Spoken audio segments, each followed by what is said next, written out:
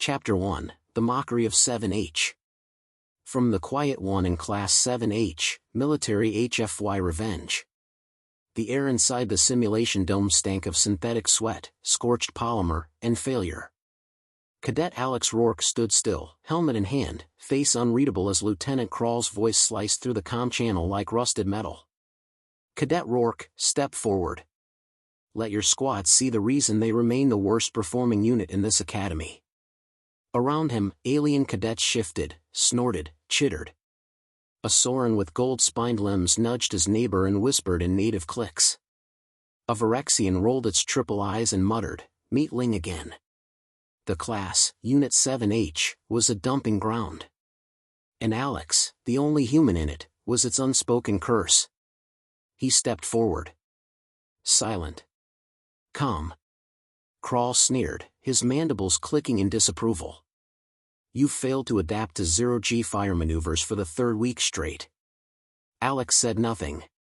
"Speak when spoken to, Earthborn." Still nothing. Krall's lips curled, a mockery of a smile. "No fight in you?" Typical. The galaxy keeps expecting too much from species with bones as fragile as glass. A few cadets laughed. Others looked away, uncomfortable.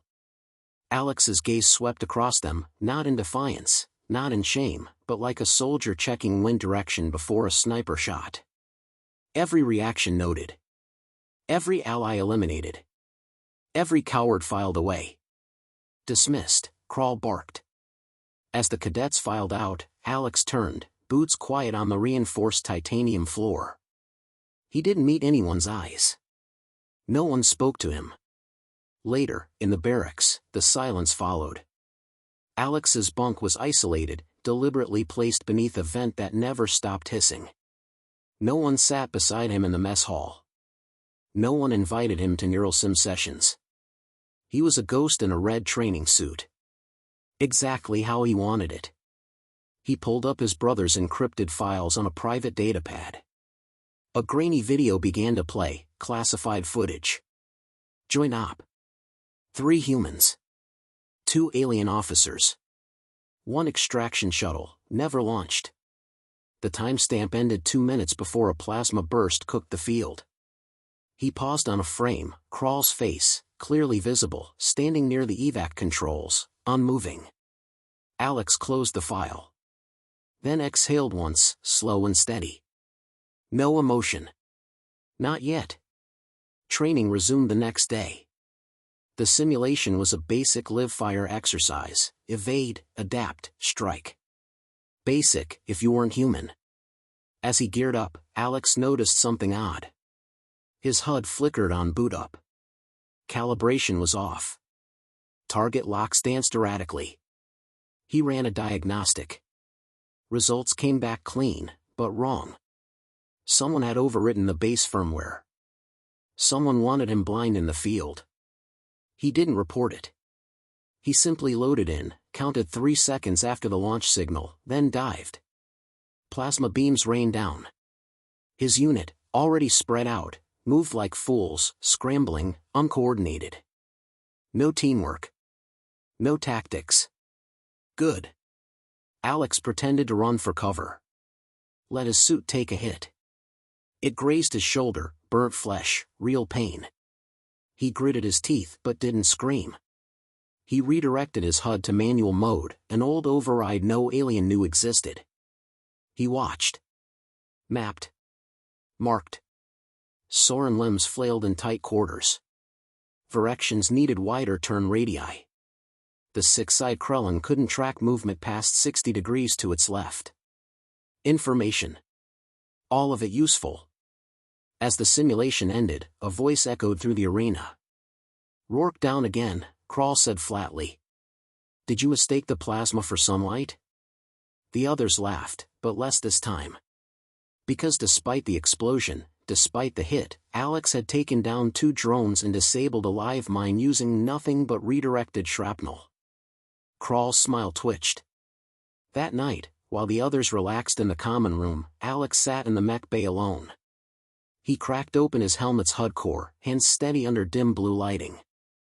He inserted a microscanner, homemade, cobbled together from reject parts. It picked up the modified script instantly. Someone, probably Kral, had injected a target spoofing algorithm tied specifically to Alex's biometrics. Sabotage. Assassination attempt, disguised as training. Still, no report. Instead, Alex mirrored the code.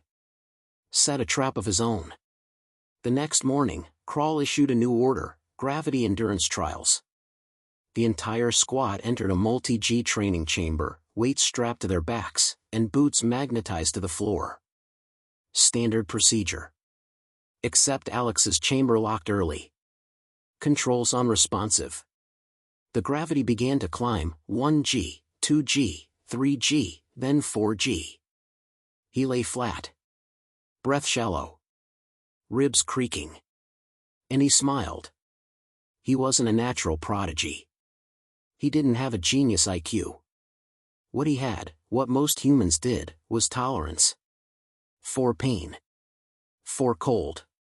For isolation. That was the legacy Earth left him. By the time the system powered down, Kral stood in the doorway, arms crossed. You survived. Alex nodded. No complaints? No accusations? None, sir. Kral leaned closer. You're more like your brother than you think. Alex didn't flinch. Thank you. Kral blinked, confused. Alex walked past him. Not limp. Not trembling. Kral's claws curled just slightly. The squad was gathered later that day. A new mission announced, a full-scale simulated war game. Planetary invasion defense. Class versus class. Kral laughed as he spoke. Leadership volunteers? Nobody raised a hand. Then, from the back of the formation, a voice as cold as the moon's shadow broke the silence. I'll lead. Heads turned. The squad stared. Kral blinked.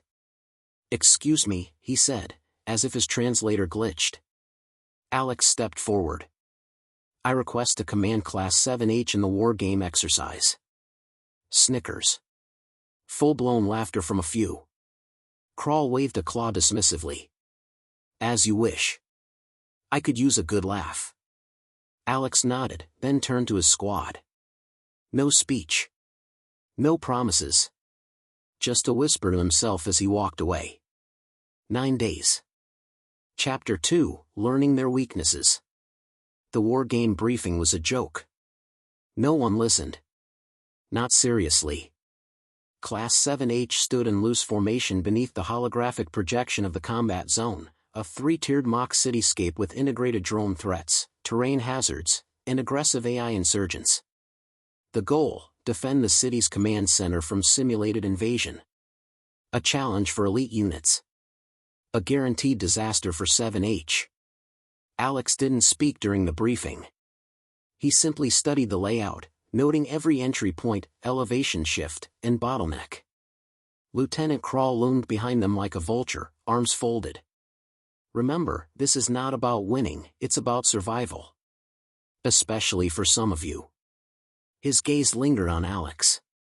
The message was clear. Alex turned to face his squad. 23 cadets. Different species. Different temperaments. All united by one fact, no one respected the quiet human in red. He started with the loudest. Soren, he said.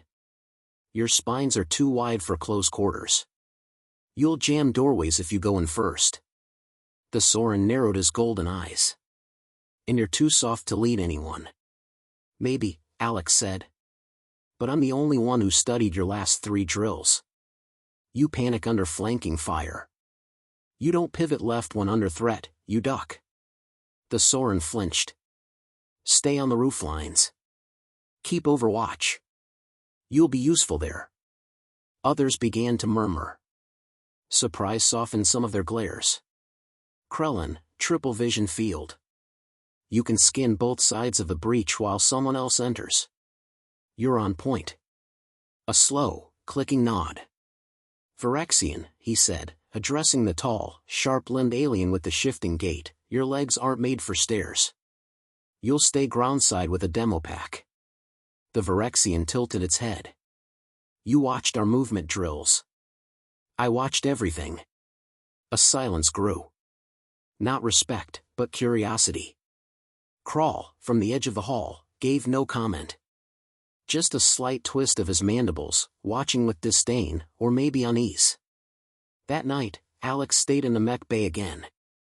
The others were in neural combat sims, still pretending this was a game. He opened his datapad, slid in a cracked module, stolen weeks ago from the instructor's vault. Footage of his brother's final operation appeared. 3 humans trapped in a downed dropship. 2 Zen-3 officers outside, Crawl among them. The comms recorded every word. Extraction request denied. Non-critical assets.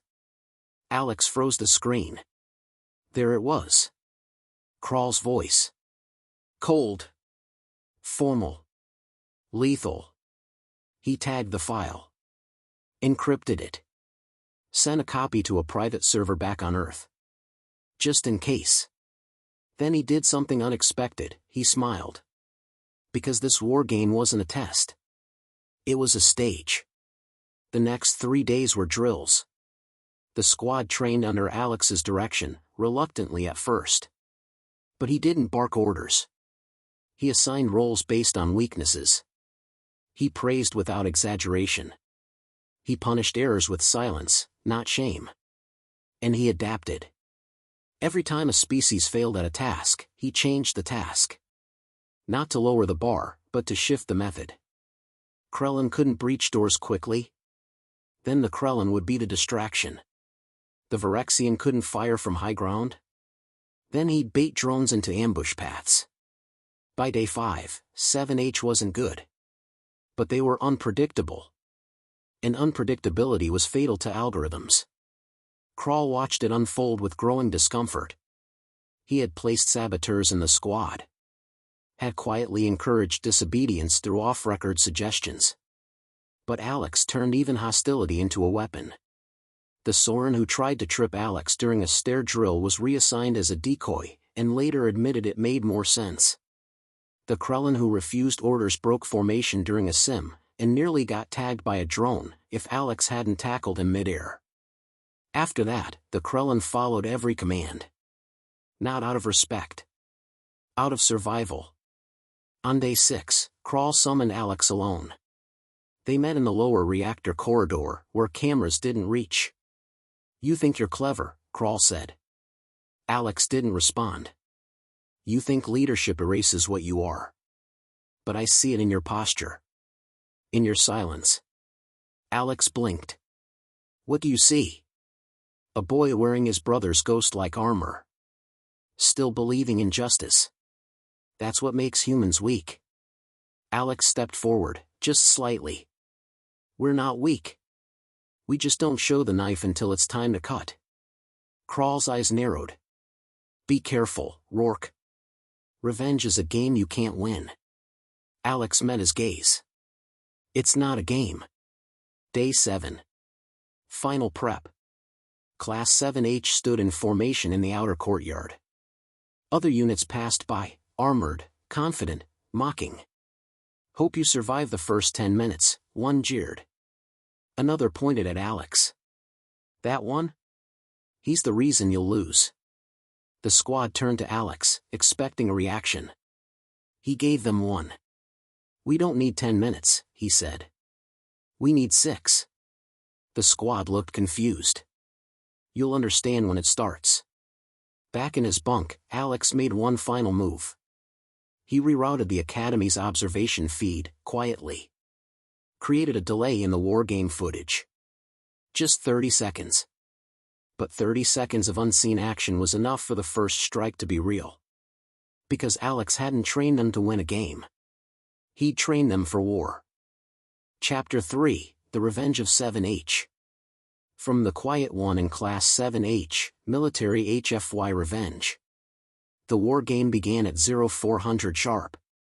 A shrill siren ripped through the moon's artificial atmosphere as Class 7H was dropped onto the simulated battlefield, an abandoned cityscape cloaked in mist, silent except for the low hum of drone patrols.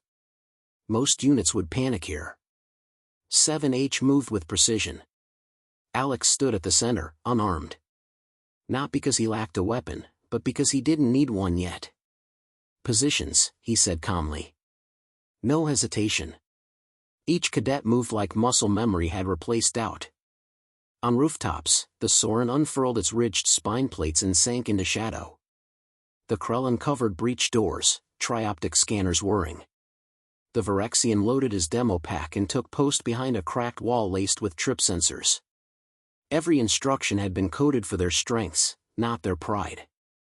Alex tapped his comm phase 1. Begin. The courtyard lit up as a squad from Class 4A advanced, high-ranking cadets with polished gear and years of favoritism behind them. Their formation was perfect. Their timing flawless. Too flawless.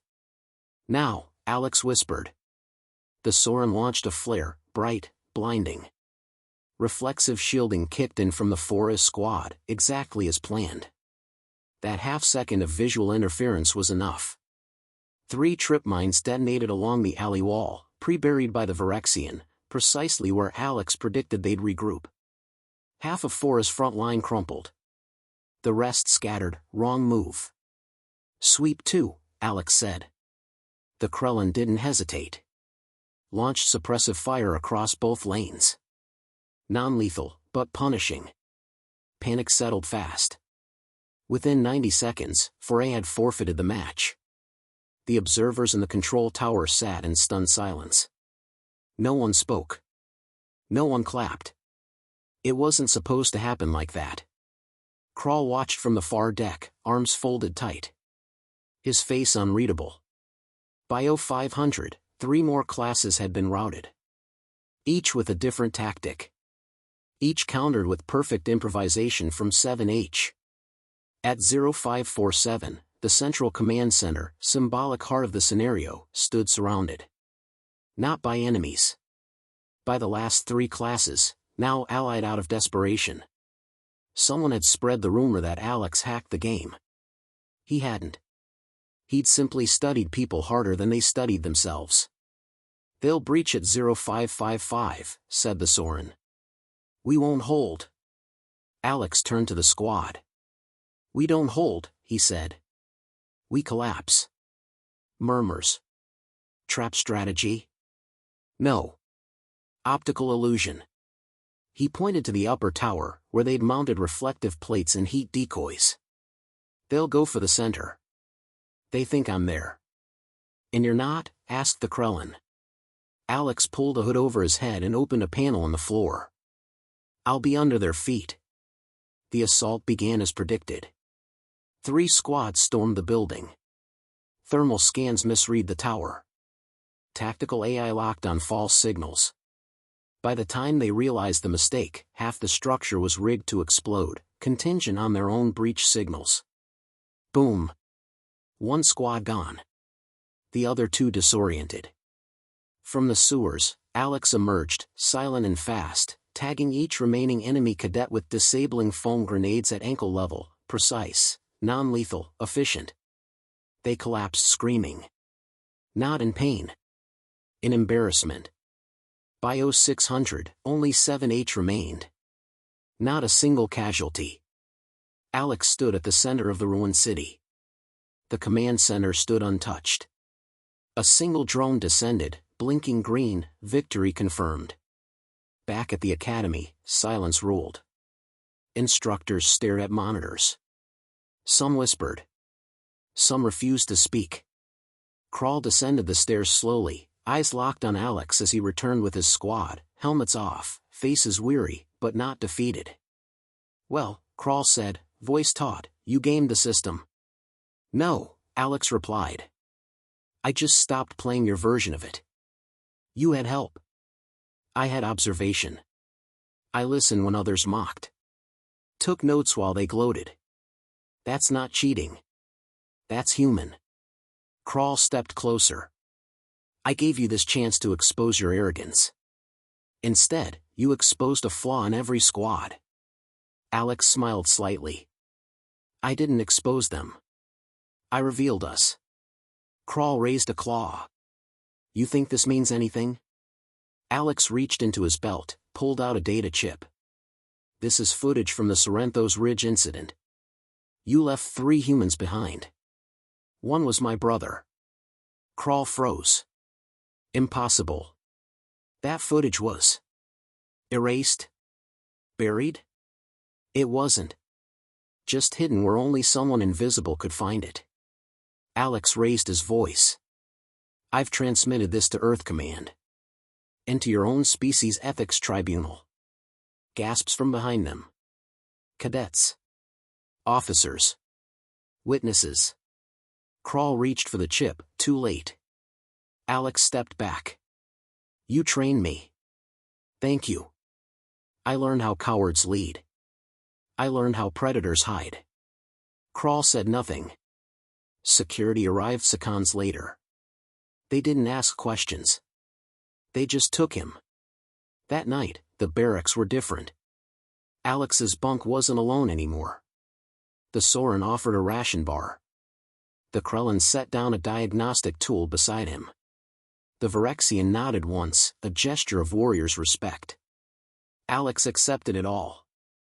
Without pride. Without ceremony. Just quiet, like always. In the debrief logs the next day, one instructor wrote. Class 7H achieved a 94% success rate. For the first time in Academy history, they demonstrated true interspecies synergy under spontaneous command. No loss of life. No simulation penalties. Their leader was Cadet Rourke, human. They never laughed at the Quiet One again. Because now, when cadets whispered about Class 7H, they said just one thing. He trained in silence. He fought like a shadow. And when it mattered, he led like vengeance. Chapter 4, The Human Echo. Final chapter of The Quiet One in Class 7H, Military HFY Revenge. 3 days after the war game ended, the Academy halls had changed. Not physically. The walls still gleamed the same sterile gray. The banners of member species still hung in calculated symmetry. But something had shifted. Silence followed Alex now. Not the old silence, the cold kind, the isolating type. This one came with weight. With reverence. And uncertainty. Cadets from other squads moved aside when he passed. Some looked away. Others nodded respectfully. None mocked him anymore. Because they'd all seen the footage. Not just the victory, but the tribunal broadcast. Lieutenant Crawl's tribunal was held in orbit above Zenthri Prime, but every cadet station across the galaxy had access to the stream. A rare privilege. Alex didn't watch the sentencing. He didn't need to. The facts were in the report: abandonment of Allied soldiers, falsified mission logs, tampered training protocols. The Academy labeled him a threat to multi-species unity. His rank was stripped. His clearance revoked. He was done. Alex sat in his room while the news rolled in. He didn't smile. He just exhaled and powered down the screen. Justice wasn't celebration. It was closure. Why didn't you take the top rank? That question came from Krellin 47, the one with trioptic vision and a voice that sounded like static under gravel. Alex didn't answer immediately. They were in the mess hall, sitting opposite one another for the first time. I didn't come for rank, Alex said finally. Then why? Alex looked around, at the cadets who now listened when he spoke. The ones who followed orders not because of his species, but because of his results. For proof. Of what? That humans don't need noise to change a room. Krellin blinked all 3 eyes at once. Interesting tactic. Alex picked at his ration tray. It's not a tactic. It's just ours. When command finally summoned him, it was quiet. He was escorted, not arrested, through the officers' corridor, up toward the top deck. The atmosphere was calm, sterile. But the tension in the guard's shoulders told him this wasn't routine. Inside the briefing room stood 3 individuals, each from a different species. One wore the purple sash of Confederacy intelligence. Another bore Earth's own military insignia. The last, a red-plated diplomat from the Zenthari Council. "You're not in trouble," the human woman began. "Not yet," the Zenthari added. Alex didn't react. "You've disrupted protocol," the intelligence officer said. "But you've also revealed flaws that could have cost real lives if left unchecked." The diplomat chimed in.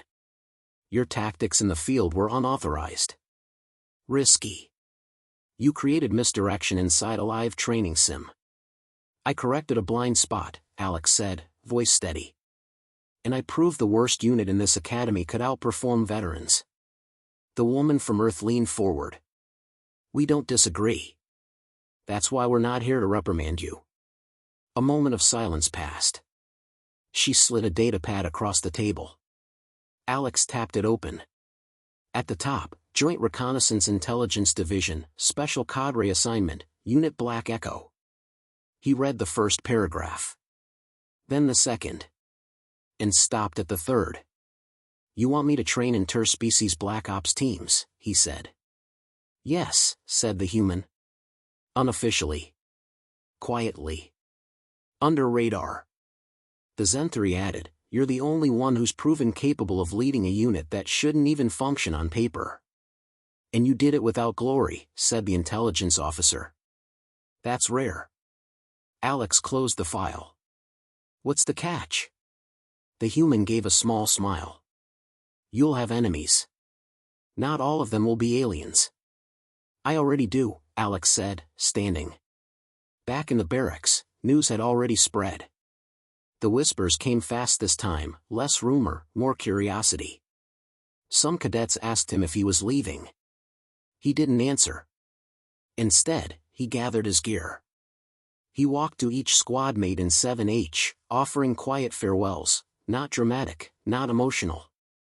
Just solid, respectful nods. The kind of goodbye soldiers understood best. The Soren asked one question. "Will we see you again?" Alex looked at him. "Only if something's gone wrong." Before departure, Alex visited the mech bay one last time. He stood in front of his old helmet, scratched, dented, marked by burns and betrayals. He didn't take it with him. Instead, he left a note inside. It was never about being feared. It was about being impossible to ignore. Rourke, Class 7H. The shuttle departed at midnight. No grand ceremony. No escort. Just one human cadet, quietly vanishing into the black. Months later, they still whispered about him. Not in fear, but in awe. Stories spread, some real, some exaggerated. That he once outwitted an entire squad using only sand and silence. That he could track pulse shifts in enemy comms just by their breathing. That if you ever faced him across a battlefield, and he didn't speak, you were already too late. They gave him a new name in unofficial channels. Echo. The one you never hear coming. The one who never shouts, but always ends the fight. And far away, on an unmarked outpost deep in contested space, a quiet figure adjusted a tactical HUD. No rank on his uniform. No medals on his chest. But a squad of 5 species stood behind him. Waiting. Breathing in sync. Following him not out of fear, but because they knew. The quiet one in Class 7H had become the sharpest blade in the shadows.